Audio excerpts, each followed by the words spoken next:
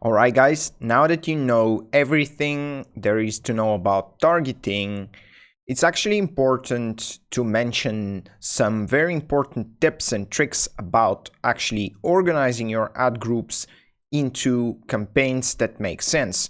Because even though you can target pretty much everything and you know how all the options and settings work, there might be a lot of ways to use them. And so in this video, we'll talk about how do you actually put all of these targeting options into meaningful combinations and into actual campaigns. For this, we are going to need our three good friends, Tofu, Mofu, and Bofu, also known as top of the funnel, middle of the funnel, and bottom of the funnel. Right, so as you know, we don't actually use funnels anymore. There's no thing like funnels. The modern way of thinking about it is customer journeys. But in the sense of organizing actual ad campaigns, it does make sense to use kind of the three stages of the funnel, because it's just you don't have such a high complication on the campaign level. So generally, you would have a cold campaign.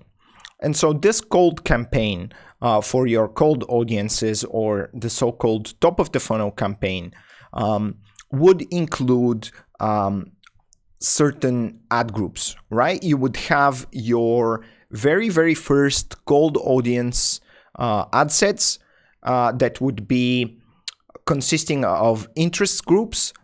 Those would be the detailed targeting options that we selected. Of course, you have your demographics pretty much everywhere. That's not something that needs mentioning over here. So you select your countries and demographics, and then you select a group of detailed targeting options. For example, if you are targeting, let's say, football players, that would be maybe they're interested in certain sports clubs or in certain things. So you gather a group of interests in the majority of the cases. Then you either exclude or include the expansion. Most of the time you include it, but depending on your preference and your audience size, you might decide to also exclude the expansion. Right. Then these same audiences can be cross-referenced. That's what the X over here stands for. And you cross-reference them with certain definers. So these definers are things that are very specific about your audience. So for example, if you select and if you are targeting let's say football players or football viewers in the European Union, then maybe selecting an interest like the Champions League would be one of these definers. If you are targeting, for example, professional marketers, then you can just select, a job title that is marketing related, or if that's not a good thing, maybe you can select an interest that's kind of very defining. So these definers are these kind of specific things that normal people would not like. So they're trying to aim at excluding every single person that's not your customers, right? There's where you get your definers. So the way that would look is you bunch a bunch of interests together into groups, and then these groups are cross-referenced with definers. I'll show you how that happens in a second. Then you also have, you could have, if you're an e-commerce business, your catalog sales. That would be the cold version of that. I'll also show you how that works in a second.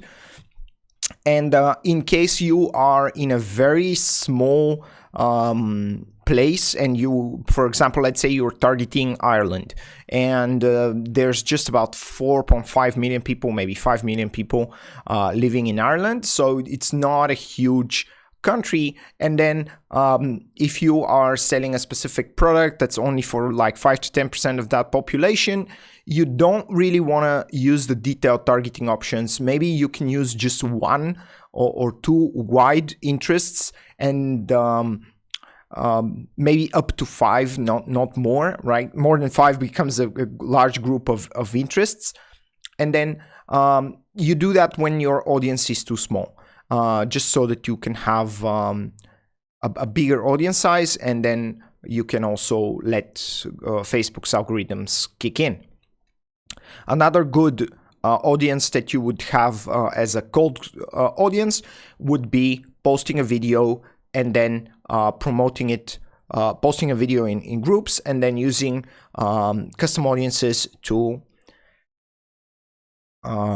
advertise to the people who saw the videos from those groups. And this is kind of a good way to target specific groups, which can be very, very good targeting options. I really don't know why Facebook doesn't allow targeting of specific like groups that are related about something, like for example people who are in groups about football or marketing or something else, maybe something that's related to their profession. Maybe we'll see something like that in the future, but right now we use videos and groups.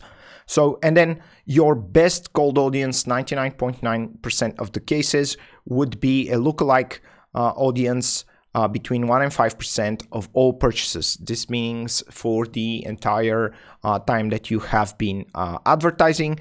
And if you remember, you can kind of let Facebook attribute more to that by adding 7-day click and 1-day view from the options. And then also, if that's too wide as well, sometimes and most of the times it's good, especially in like big countries like the United States and Canada, or especially if you're targeting multiple countries. Like a lot of people target like all of the English speaking countries like United Kingdom, United States, Canada, New Zealand, and Australia, and that's a huge population of people. And you might want to also cross-reference your lookalike audience with certain interests, jobs, media, influencers, fields of study, or education, so that your lookalike is a little bit more targeted. Right. So before we move on to the warm audiences, I just want to go ahead and kind of show you how all of that would work in reality. So let's go to Ads Manager and quickly see how that works. So let's say I have all of these campaigns over here, but right now I am going to actually start creating something organized. And so I would have a conversions campaign. Again, most of the time your objective is going to be conversions, unless you already know how to select your campaigns, right? So this campaign, this will be our top of the funnel campaign, and it's going to be for our cold audiences, right? So then once we have created that campaign, we can close it down, open it up, and in it we are going to have certain specific ad sets. So that would be, let's copy this one. Come on, man. Just give it a few copies. Then those copies would be first your group. So a group would look like something like that. So you're targeting, even though it's a cold audience, you're still targeting your ultimate success event. In this case, we'll take an example with the purchase. And then what you want to do is, let's say, select the countries that you want to target. In this case, I'll select all the English-speaking countries, like the big English-speaking countries. So that would be United States,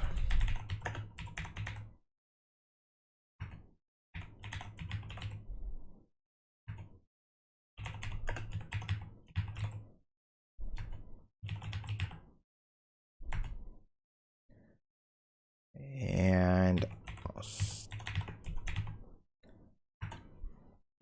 right. So already, as you can see, I am targeting 330 million people. So that's a very, very wide audience, Right, then we are going to select our group of interests. So in this case, this would be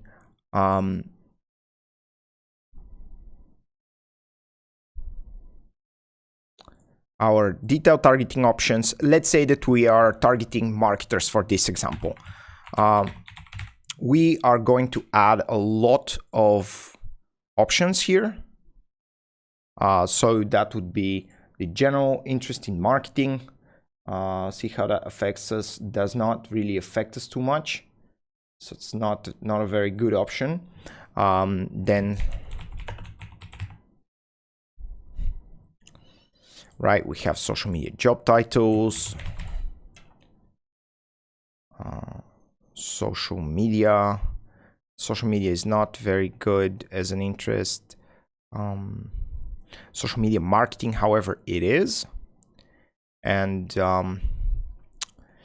we can then also select like email marketing. And all of these, by the way, are trying to expand your audience, right? So that's where we want to kind of show Facebook like what we're trying to do. And so we have social media marketing, email marketing. Let's add SEO. Search engine optimization. This is some very small.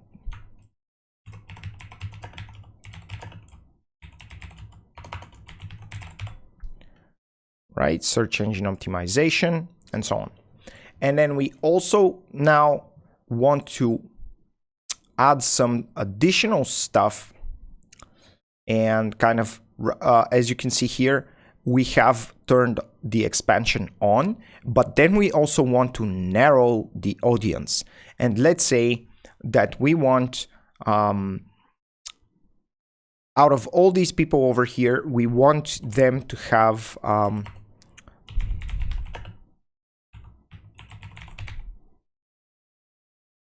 we want them to be interested in digital marketing.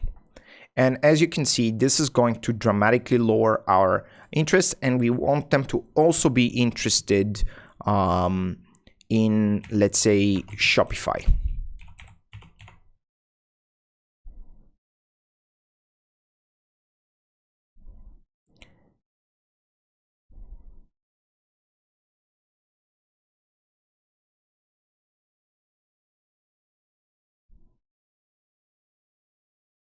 And then, right, the best way would be to do it and must also match.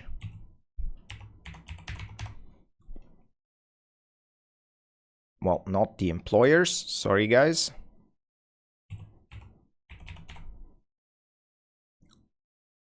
The Shopify interest. Right, and our audience, as you can see, is still too large. So in this case, we are going to have to narrow it down further by adding some other options. So let's say maybe our business is focusing on, let's say, people from 30 to 55. Right, still ending up with 96 million people. In this case, we can turn the expansion off, and as you can see, now we have a very, very good audience with 2.1 million people that are most likely going to be interested in digital marketing and Shopify, right? If we don't want to go so hard on the e-commerce, we can go with the 11 million people who are just interested in digital marketing, and we can also maybe add or social media marketing, the interest, right? And that would expand our audience a little bit.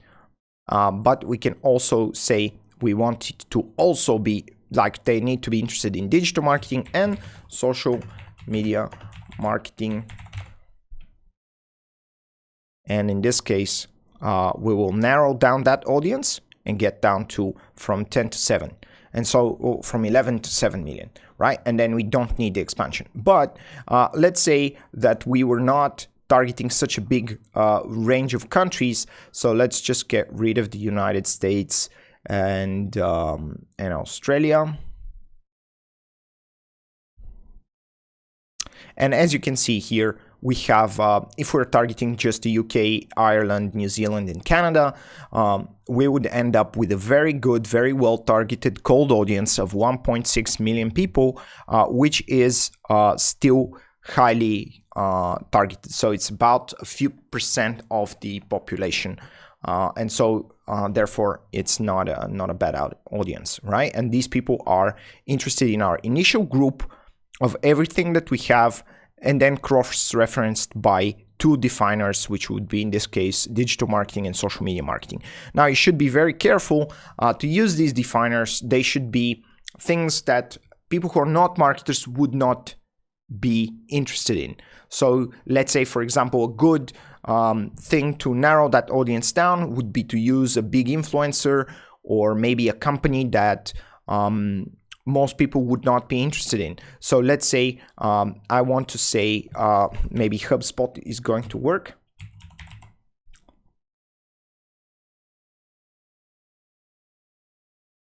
Yep, HubSpot as an interest is working, and we end up with a good, very well targeted audience of 250,000 people, right? If they're interested in HubSpot, they're definitely marketers, right? Or some kind of business. So if you are going on Facebook and liking the HubSpot's page, then you are very interested in marketing most of the time, and you most of the time you also know what's going on, right? But we can you understand kind of how this works with the audience size, right? So that would be your biggest cold audience with a group of detailed targeting options, plus or minus expansions, and then cross-reference with the definers. And if one is not enough, you can add another one. Then you have your catalog sales, which basically look like that. So in this new ad set, so for the catalog sales, you need to actually create a separate campaign. So in this one, we will call it, we'll select catalog sales over here, select like one of our catalogs and click continue. And we are going to name this, right? And then we are going to have a campaign for the catalog sales, where in our ad set, as you can see here, with the audience for catalog sales, we can either retarget ads to people who interacted with our products on and off Facebook, or we can find prospective customers even if they haven't interacted with your business. This is kind of the cold catalog sales option. And you can also, of course, add detailed targeting over here, and you can use directly a cold catalog sales option, right? That's how that works. Then, of course, if you are just targeting countries like Ireland, I think it was this one. Nope, it was not this one.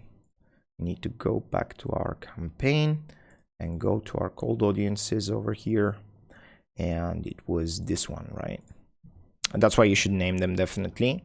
But that would be this one.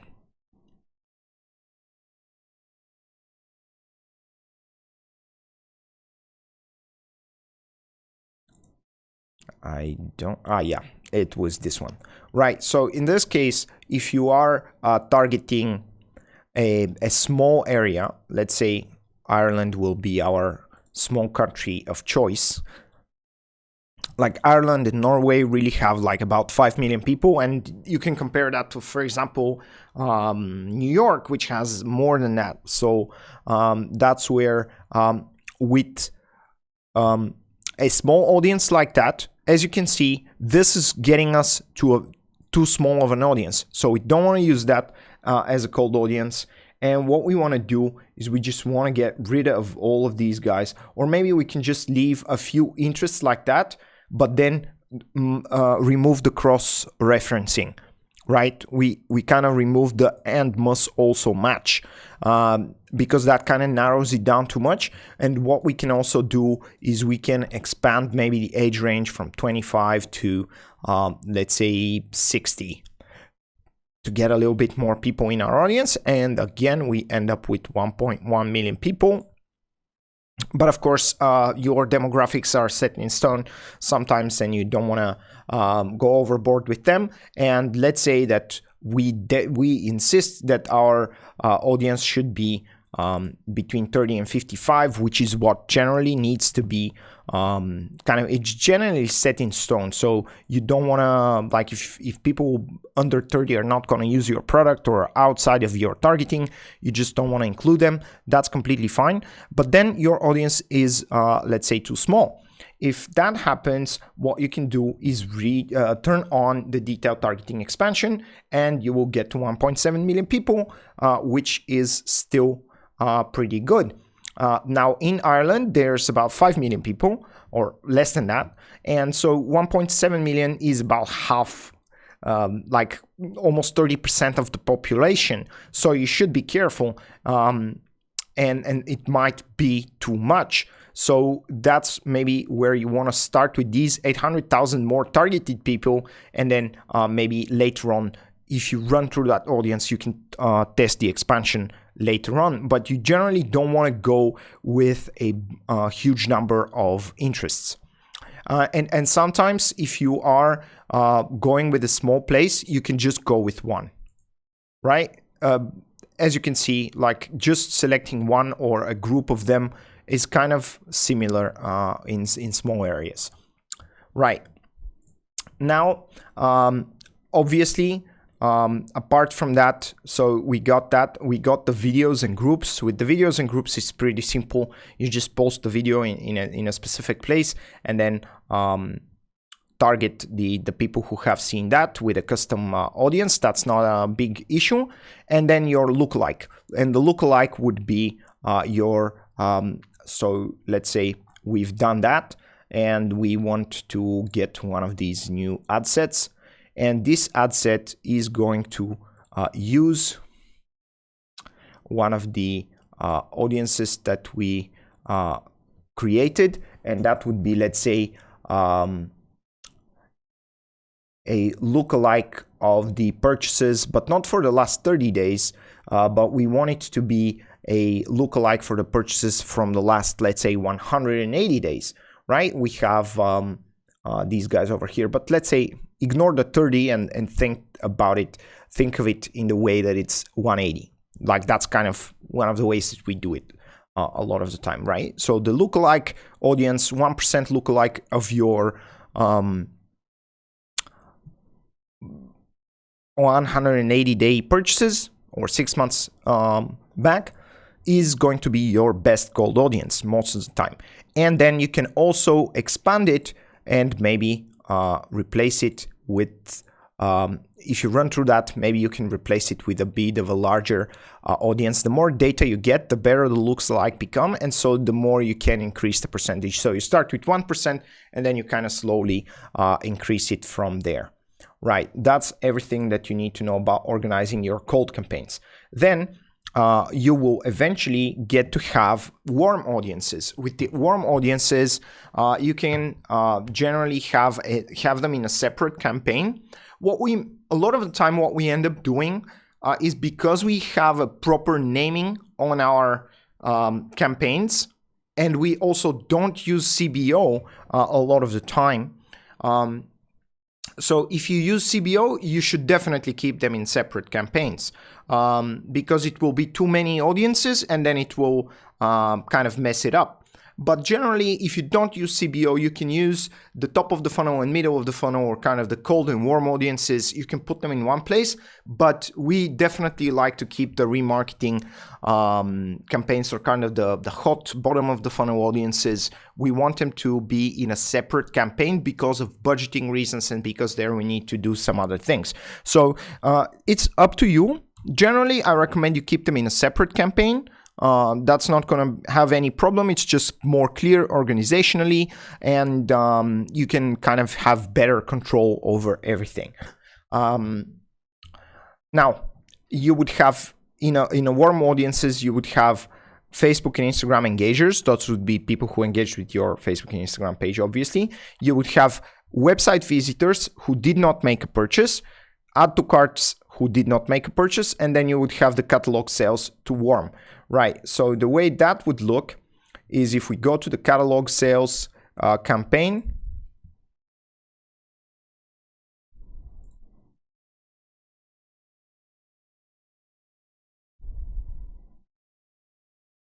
wait for it. Right, if we want to go to the catalog sales here, when we switch to retarget ads to people who interacted with your products on and off Facebook, you can see viewed or added to cart but not purchased, added to cart but not purchased, and then you can also use to upsell and cross-sell products later on with these, or you can do a custom combination of all of these jazzes that you want in the last whatever days that you want, right? This is what we mean by a warm catalog sales audience. So you're going to have one of those. What you can do is you can do this a similar thing within Audience Manager. So, or basically, like if you go to one of these ad sets over here, and you want to set your options again, of course, you will be aiming for a purchase. And here, when you create your audience, of course, you will select your countries. Let's say in this case, I will select Ireland.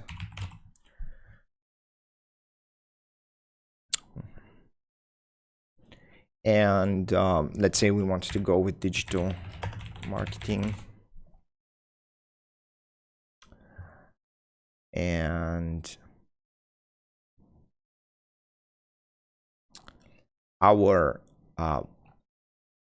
warm audience, would be over here with the custom audiences. We want to create a new custom audience. And this custom audience will be based on our website activity. And so we can say website visitors, and then we want to exclude people. And those would be the ones who made a purchase, right? So we include all the website visitors, but exclude the ones who made a purchase. You do the same with the add to cart. These people added something to cart, but did not finish their purchase. And so this is kind of how you create this kind of add to cart, no purchase, and catalog and website visitors, no purchase. Those would be two of your best warm audiences that you can use to remarket. Then, of course, you can have dynamic remarketing with conversions. So this is pretty much like catalog sales, and you're going to be using catalog ads, and you're going to be using your product feed to show ads to people, but you're going to be doing it inside of a conversions campaign, right? So it's not, your campaign objective is not catalog sales, but it's conversions or purchases. So you can do that as well, just like you can do with the catalog sales. And of course, in these types of campaigns, your ads are going to be focused on getting people to finish their purchase. So that would be adding trust factors, additional arguments, maybe some deals, discounts, anything like that. But those people already know you, and you should act accordingly. So they're not new to your business, and you should definitely not consider them as such. And finally, you have the bottom of the funnel, which would be your customer remarketing, right? Those will be your customers. And then for these, you would have custom audiences of everyone who made a purchase, for example, or maybe in the middle of the funnel, by the way, I forgot the leads, so they would be there as well. You would have people who purchased something from you, and depending on what they purchased, you can upsell them or cross-sell them something, Also, you can use audiences of your customers in various creative ways, like I showed you before. Like, for example, people who have who are very high value and so on. And then you have your important promotions. These people are already your customers, so what you want to do is sell more to them and kind of increase your customer lifetime value.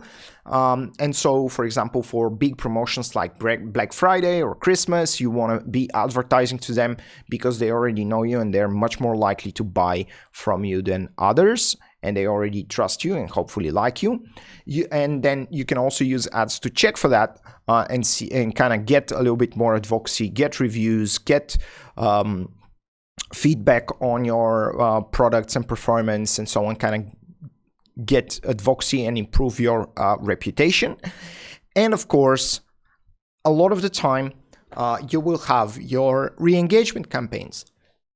So let's say someone purchased from you a few months ago, but then they stopped purchasing. And if you have a way to get them to come back, you would be using re-engagement campaigns, which in this case would look something like this. So maybe they made a purchase in the past 180 days, but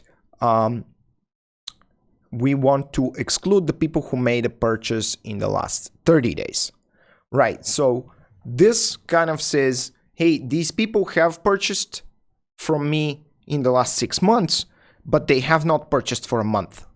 And so then if they haven't purchased for a month, or let's say 60 days, you can see that these people are kind of, we're losing them. And so we can re-engage them with an audience like that. Yep.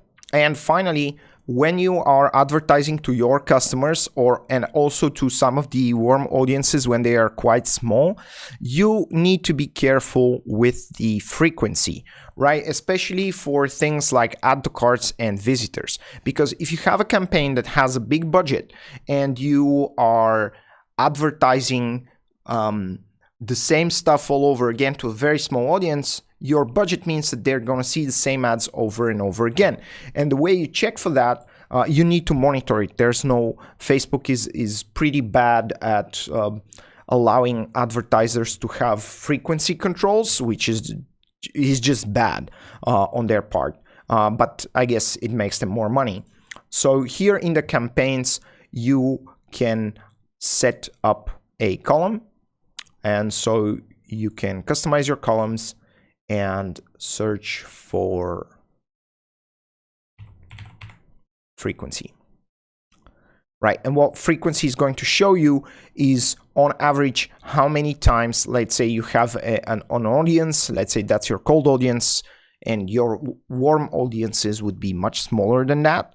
So let's say if your cold audiences are 250,000 and more, your warm audiences could be like 10-15,000 people. So you should have a smaller budget there and monitor the frequency. So if it goes, let's say, above 6, 7, 10, then maybe you should lower the budget a little bit so that people don't see the same ads over and over again, and so that you just don't overspend. Right, so kind of that's how we organize our campaigns. We have our top of the funnel campaign with our cold audiences and interest groups, with or without expansions, with definers.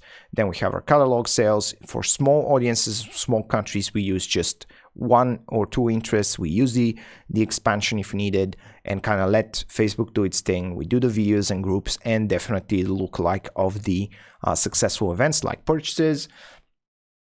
In the warm audiences, you have your Facebook and Instagram engagers, which is pretty good. Your website visitors who did not purchase, and add to carts who didn't purchase, catalog sales, and you bring forward your trust factors, arguments, deals, and discounts. And at the end, once people start buying, you want to sell them more and more. You want to let them know about important updates and promotions. You want to get back some feedback. You want them to complete certain advocacy actions, like maybe become a referral, or kind of refer someone and get a reward, or anything that kind of is at the end of the customer journey. And then of course you can use that for your reputation management purposes, and you can definitely be re-engaging your customers so that you sell more and more. And that's kind of how you use all of the targeting options and things that you learned about in this section, and put them into actual practice. Now, finally, just a note. Now, some things work best on desktop and some things work best on mobile. And depending on your audience, you might need to be separating your cold audiences into desktop and mobile. For the warm audiences, you pretty much don't care so much, because they already need to come to your website anyway. But specifically for the cold audience, sometimes you separate them into mobile and desktop. Also, if you need to narrow down, you better choose the one that fits best. Like if you don't have a mobile version of your website, or if it's loading slow on mobile, you could go with just desktop. For example, with Masters Academy, we're selling courses and people don't really sign up on their phone and can't really watch it on the phone. Some of you do, but maybe if we just wanted to be very stingy and be targeting, we could select only desktop. Another thing that is worth mentioning in this case is for you to consider how big of a percentage out of the population in a country you're targeting. Make sure your audience is not too small, and just give it a try. Sometimes it takes a while for you to test different options and kind of determine what's best for you. But now you pretty much know a lot about what you can do with the Facebook targeting options and kind of how they fit together into various campaigns. And we're finally done with the targeting. It's time for us to create some ads, and we'll do that in the next video.